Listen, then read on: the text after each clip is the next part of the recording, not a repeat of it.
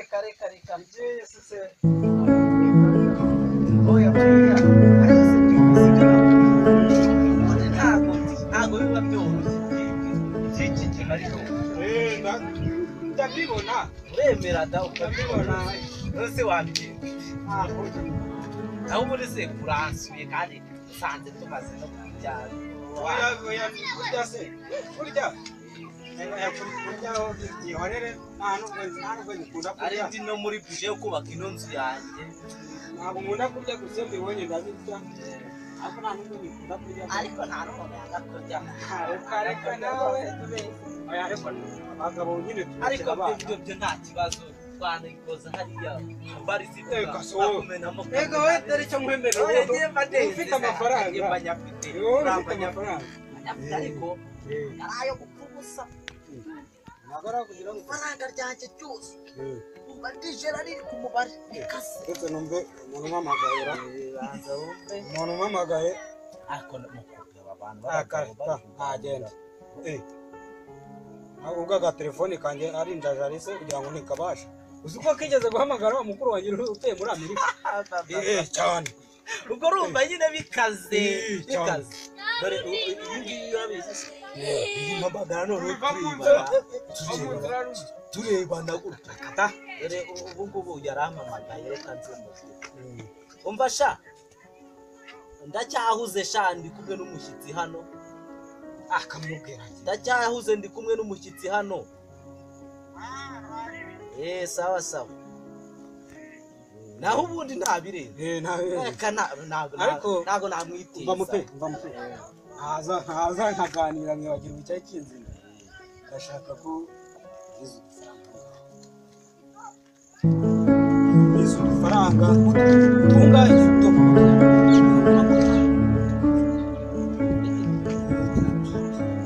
udufaranga 20,000 ndabizi kuri wowe n'inkinda ku mutindi karaboneka ndabizi amakanire urabizi twarabanye bose 20,000 kandi ibishyimbo nyine ntibirera amafaranga ibishyimbo n'ibyera ariko nyine urana turi mwihura bitumara guhura njyewe nzahita nyakuzana 20,000 ibirenze iki cyumweru dore amafaranga sinayakwima rwose uri umuntu wanjye ariko nyine girana amasezera dore ntabwo bakizera girana amasezerano udumbi 20 se niko twenda tujya kwandikira oya ntabwo twandikirana n'uburyo mba ngwizera by'ukuri wanjye genda guha bundi urumva wazayansubiza nka ryari umva bitarenze iki cyumweru ibishyimbo ndohereza abantu barabihura iki cyumweru barabihura ni kwitariki ejo bundi ariko turi kuwa kangahe uyu munsi turi kuwa mbere atekereza ko kuwa mbere utaha ntabwo byaba bitarara ubwo kuwa mbere uzaba uri tayari cyane uzatunsubize dore nanjye mbakubwira ahubwo ngirira vuba Karine wanjye ubu ngubu reka amafaranga shahu amafaranga buriya biba birenze oya dore amasaha reka bajya ngo mwavuye oya nawe uzagira ariko ibi nta biba birenze yena ntawe rwose ushaka oya se mbwira ushaka 20,000 yewe ora amafaranga urabona aya ngaya asa nkahagije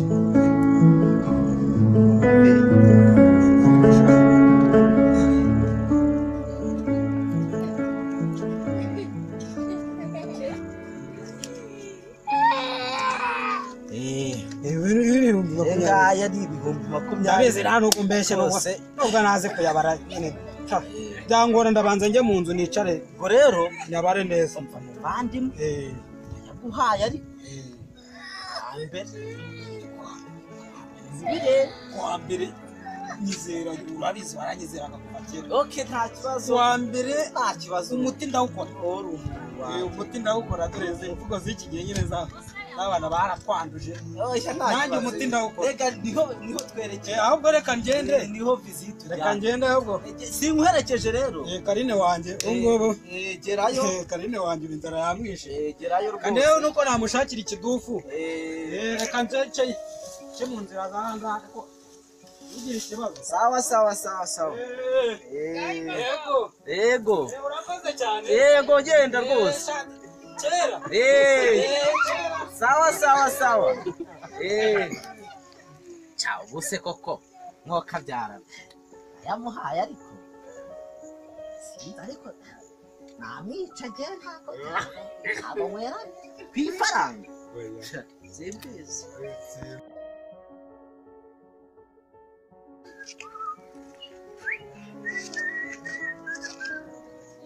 urugo narwo ewe narwo narananiwe iyo nzu nayo yosha kari dusora mani umva rero nkubwire uranyumva neza umuntu uri gusara uwo ari we wese akaza mbaririza uranyumva mbwire ko nahari ngiye kwa muganga sibyo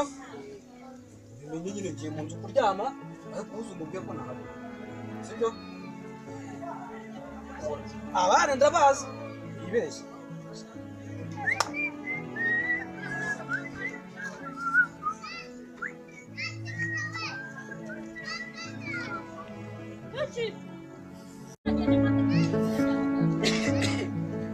noneho kurigenza sha amezi abiri yose umuntu twahanye gahunda jewe akaza aba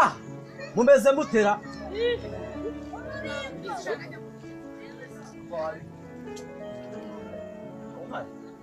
hasi uno mugabo byuka noneho sinzi uko turi gukirana gusa yagiye he amezi abiri arashize njya nzanga kumwishyuza amafaranga namuhaye ajya neza bimeze neza none ndebe niko shaka cyangwa arahari sha nibyo mwumvika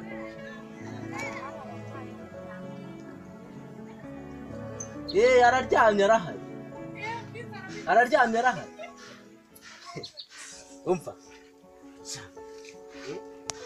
ese kari uri kwivugisha wowe ugine ngungukisha mupe uretse funguki bimeze bite none se kumfatira bimeze bite none se kumfatira amafaranga yanjye urabona ko ngomba kuyabona ryari kose we nawe narakubwiye ngo azashira icyumweru umva ibana dodo sunyira mbona we nakwica nyine ugomba kumpa amafaranga yanjye ubufaranga twavuganye itariki zingahe twavuganye itariki zingahe nawe nagwaye icyumweru hashize amezi angahe babarira base nkamwe ndabyihanira wowe ntabwo bimeze bite